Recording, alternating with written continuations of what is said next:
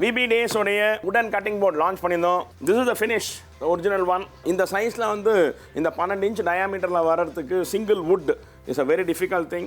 Harvested woodன்னு சொல்லுவாங்க. Cutting பர்பஸுக்கெல்லாம் ரொம்ப நல்லா இருக்கும். உங்ககிட்ட ஒரு 15-20 இயர்ஸ் இருக்கும். இன்கேஸ் நீங்கள் கட் பண்ணி இதில் பாலமாக விழுந்தால் கூட ஒரு 15-20 வாட்டி நீங்கள் ஸ்க்ரேப் பண்ணி யூஸ் பண்ணலாம். இதை வச்சு நீங்கள் கட் பண்ணும்போது இடிக்காமல் இருக்கணும்னு சொல்கிறதுக்காக இங்கே ஒரு கட் வச்சுருக்கோம். நீங்கள் இதை வாஷ் பண்ணிவிட்டு இது மாதிரி நிற்க வச்சிடலாம். VB Days உடைய இன்னொரு படைப்பு இந்த காஃபி டபரா. இது அந்த 1.2 mm திக்னஸ் இருக்கிற பிராஸில் பிளேட்டில் பண்ணது. இதோட லிப்பும் சரி, இந்த டம்ளரோட லிப்பும் சரி, it is wider, it is bigger. So that நீங்கள் குடிக்கும்போது உங்கள் உதடும் பிடிக்கும்போது உங்கள் கையும் சூடேறாமல் இருக்கிறதுக்காக அந்த தாட் ப்ராசஸில் செஞ்சுருக்கோம். Dabara set saucepan, one of my favourites.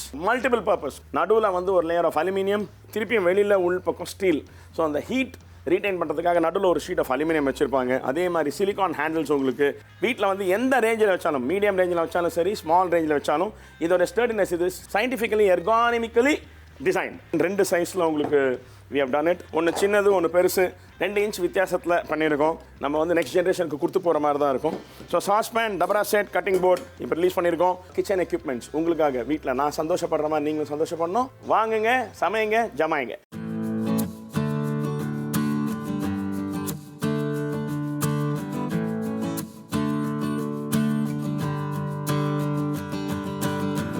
Hello and welcome to Venkatesh Pachi Idayam Thoda Samayal, presented by Idayam Oil, Preeti,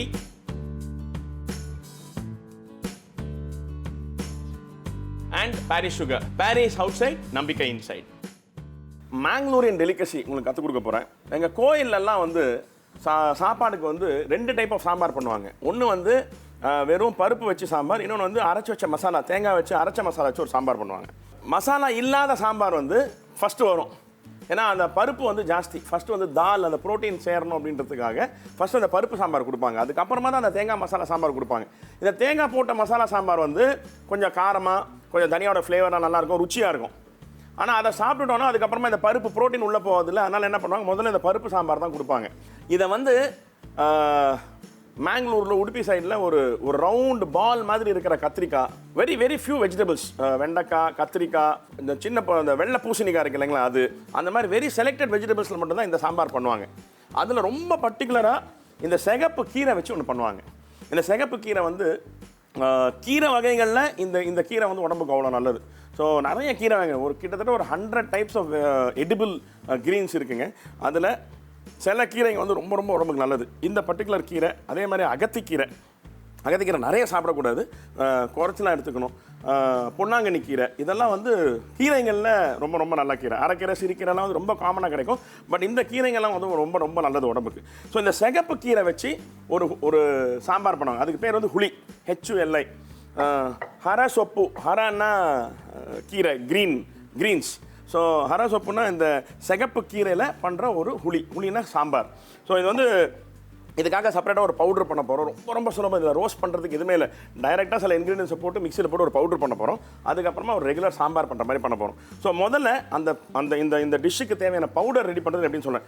இந்த பவுடர் வந்துங்க, இது வந்து ஒரு மேஜிக் பவுடர். இது வந்து நோ ரோஸ்டிங், ட்ரை, அப்படியே நம்ம பவுடர் பண்ண போகிறோம். இதை நீங்கள் வந்து எந்த சாம்பாருக்கு வேணால் யூஸ் பண்ணலாம். ஸோ அந்த மாதிரி ஒரு வெர்சடைல் பவுடர். இந்த பவுடரே தனியாக ரெசிபியாக போடலாம். அந்த மாதிரி ஒரு பவுடர் இது. நான் உங்களுக்கு இங்கே டைரெக்டாக மிக்சியில் போட்டு அந்த பவுடரை பண்ணி காட்டுறேன் பாருங்கள். ஒரு ட்ரை மிக்ஸி எடுத்துங்க. இங்கே 2 டைப் ஆஃப் மிளகா வச்சுருக்கேன். இது வந்து மேங்களூரியன் பெடிகேட் சில்லி, அந்த பெரிய மிளகா, காஞ்ச மிளகா. 1 2 3 4 5 6 7 8 9 10. இது நம்ம ரெகுலர் வர மிளகா. 1 2 3 4 5 6 10 பெடிகேட் சில்லி, 6 இந்த வரமிளகா. இந்த வரமிளகா வந்து நல்ல காரம் கொடுக்குங்க. இந்த பெடிகேட் சில்லி வந்து கலர் கொடுக்கும் டிஷ்ஷுக்கு. அதனால் அது ஒரு பெடிகேட் சில்லி ஒரு 10, வரமிளகா ஒரு 6. அதை போட்டுட்டு ஒரு ட்ரை ஸ்பூனில், நான் இங்கே டேபிள் ஸ்பூன் யூஸ் பண்ணுறேன். அந்த டேபிள் ஸ்பூனில் 1/4 ஸ்பூன் வெந்தயம், 1 டேபிள் ஸ்பூன் ஃபுல்லாக சீரகம், 3/4 டேபிள் ஸ்பூன் மிளகு, 1 2 3 டேபிள் ஸ்பூன் தனியா. அவ்வளோதாங்க, முடிஞ்சு போச்சு. தனியா, சீரகம், மிளகு, வெந்தயம், 2 டைப் ஆஃப் மிளகா ஓவர். இது எல்லாத்தையும் நான் சொன்ன ப்ரொப்போர்ஷனில் போட்டு டைரெக்டாக மிக்சியில் வச்சு இதை ஒரு ஃபைன் பவுடராக அரைச்சிருங்க. எதில் அரைக்கிறேங்க? பிரீத்தி ஜோடியாக் காஸ்மோ.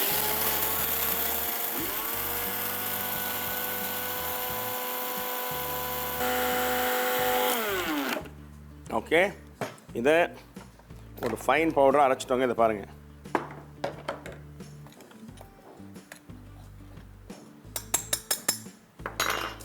இந்த பவுடரை ஒரு பவுலில் போட்டு வச்சிங்க.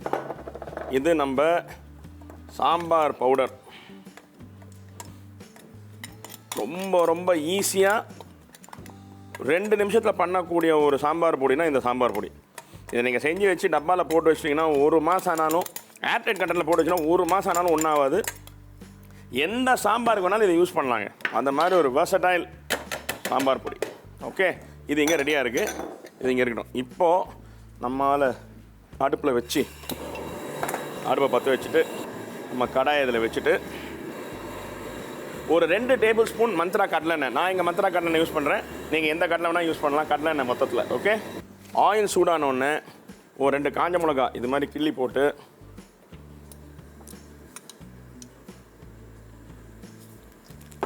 ஒரு அரை டேபிள் ஸ்பூன் இல்லை ஒரு ஃபுல் ஹீப்டு டீஸ்பூன் கடுகு.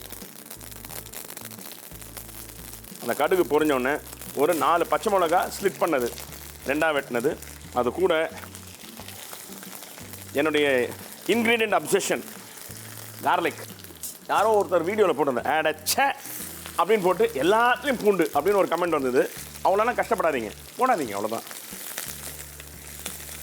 ஸோ எனக்கு ரொம்ப பிடிக்கும். நான் கார்லிக் போட்டிருக்கேன். உங்களுக்கு கார்லிக் வேணால் அவாய்ட் பண்ணிக்கிங்க. அதே மாதிரி இங்கே சாம்பார் வெங்காயம் வச்சுருக்கேன். ஒரு 200 கிராம், ஒரு 50 கிராம் கார்லிக், ஒரு 200 கிராம் சின்ன வெங்காயம். இதை போட்டுட்டு இந்த கார்லிக்கும் சரி இந்த சின்ன வெங்காயமும் சரி கோல்டன் ப்ரௌன் கலர் தாண்டி டார்க் ப்ரௌன் கேரமலைசேஷன் லெவல் வரைக்கும் இது குக் ஆகணும். இது கிட்டத்தட்ட ஒரு 5 to 6 மினிட்ஸ் ஆகுங்க. பொறுமையாக மீடியம் ஃப்ளேமில் வச்சு அப்பப்போ கிண்டிக்கிட்டு இதை நல்லா ப்ரௌன் கலர் வர வரைக்கும் குக் பண்ணுங்கள்.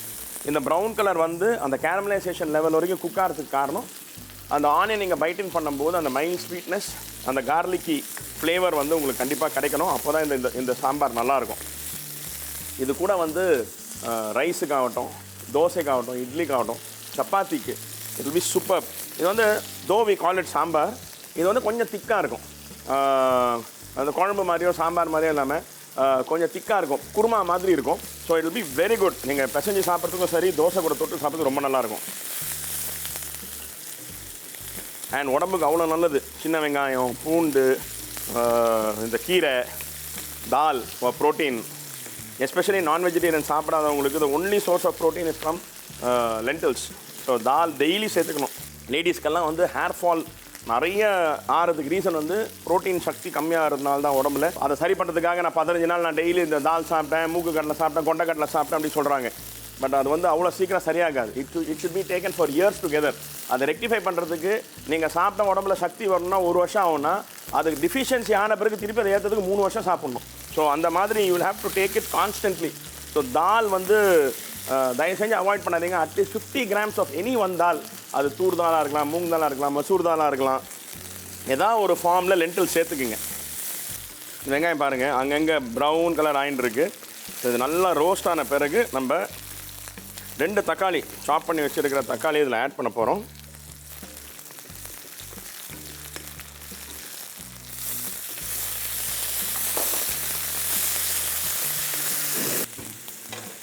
இந்த தக்காளியை ஆட் பண்ணிவிட்டு இந்த ஸ்டேஜில் ஒரு 1/2 ஸ்பூன் மஞ்சள் தூள், ஒரு 1/2 spoon table spoon Degi Mirch powder, அதாவது காஷ்மீரி சில்லி பவுடர் 1/2 ஸ்பூன், அப்புறமா இந்த சாம்பாருக்கு தேவையான உப்பு ஆட் பண்ணிவிட்டு இவனை நல்லா மிக்ஸ் பண்ணிவிட்டு இவன் கலர் மாறுறதுக்கு முன்னாடி ஒரு 1/2 டம்ளர் தண்ணி ஊற்றிடும்.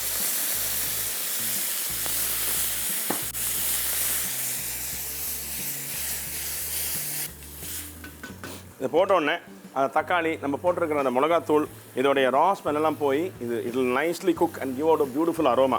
இந்த ஸ்டேஜில் இங்கே நான் புளித்தண்ணி கரைச்சி வச்சுருக்கேன். கிட்டத்தட்ட ஒரு 100 ml 100 ml புளித்தண்ணி இந்த ஸ்டேஜில் ஆட் பண்ணுறோம். இந்த புளித்தண்ணி அந்த ரா ஸ்மெல் போகிறதுக்கு கிட்டத்தட்ட ஒரு 4 to 5 minutes குக் ஆகணும்.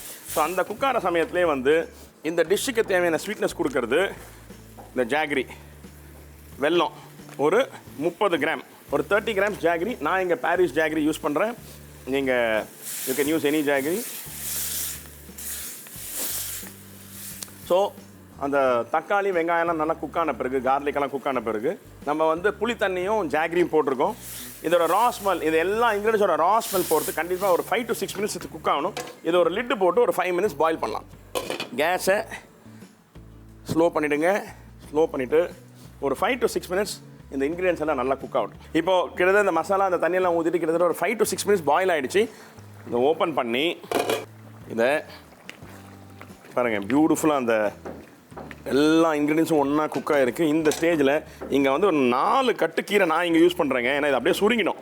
சிகப்பு கீரை வந்து ஒரு 4 கட்டு நான் போடுறேன். இது வந்து ஒரு 6 பேர் சாப்பிட்ற மாதிரி. நீங்கள் வீட்டில் வந்து 1-2 கட்டில் கூட பண்ணலாம். இந்த ஸ்டேஜில் இந்த கீரையை போட்டு கேஸை கொஞ்சம் ஜாஸ்தி பண்ணிங்க. இந்த கீரையிலே வந்து நேச்சுரல் வாட்டர் கண்டென்ட் இருக்குங்க.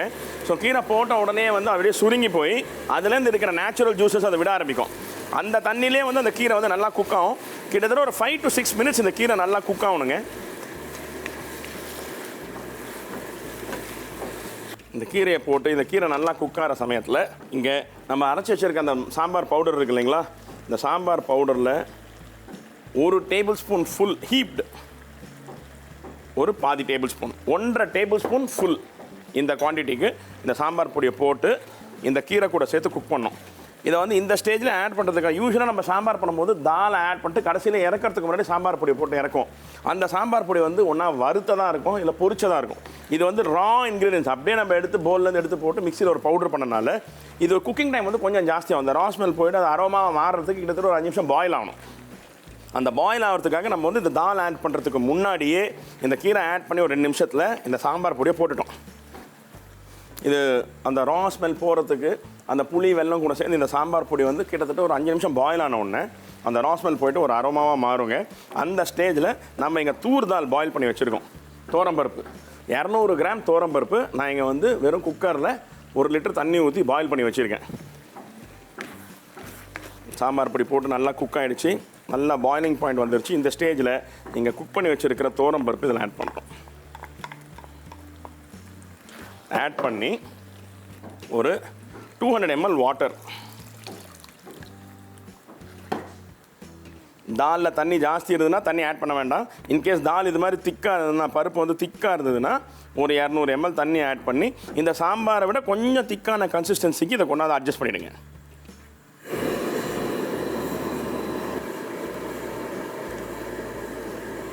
அவ்வளோதாங்க பாயிலிங் பாயிண்ட். தாலை போட்டு ஒரே ஒரு கொதி வந்தோடனே அது எல்லாம் மிக்ஸ் ஆகிடும். அந்த புளி தண்ணியில் நம்ம போட்ட தக்காளி, வெங்காயம், பூண்டு, அந்த கீரை, இந்த சாம்பார் பொடி, பருப்பு, இது எல்லாம் ஒன்றா சேர்ந்து இது இந்த கன்சிஸ்டன்சி பார்த்திங்கன்னா இந்த கன்சிஸ்டன்சியில் வந்துடும். இதை சாப்பாடு கூட மிக்ஸ் பண்ணி சாப்பிட்டீங்கன்னா ஜால் பத்ரி, குஜால் பத்ரியாக இருப்பான். எல்லோரும் கண்ணை மூடிக்க சொல்லுங்கள், யாரையும் பார்க்க வேணாம்னு சொல்லுங்கள். இது மாதிரி ஒரு கரண்டி எடுங்க, இவன் மண்டை மேலே இப்படி ஒரு கொண்டை மாதிரி போட்டுடுங்க. போட்டுட்டு சைலண்ட்டாக வச்சுடுங்க. வச்சுட்டு போட்டது தெரியாமல் இருக்கிறது ஒரு கை ஃபுல்லாக கொத்தமல்லி எடுத்து மேலே மூடிடுங்க. மூடிட்டு சைலண்ட்டாக அந்த பக்கம் போயிடுங்க. அவ்வளோதான். ஒரு ஃபேண்டாஸ்டிக் சிகப்பு கீரை சாம்பார், மேங்களூரியன் ஸ்டைல். எந்த ஸ்டைலாக தான் நம்மளுக்கு என்ன சாப்பிட்றதுக்கு நல்லா இருக்கணும். அவ்வளோதான். இதை கொடுங்க. அம்மா நீ எப்போ மேங்களூர் போனேன்னு கேட்பாங்க பசங்க. அந்த மாதிரி ஒரு சாம்பார் வீட்டில் செஞ்சு பாருங்கள், சமைச்சு கொடுங்க, ஹெல்த்தியாக சாப்பிடுங்க, சந்தோஷமாக இருங்க.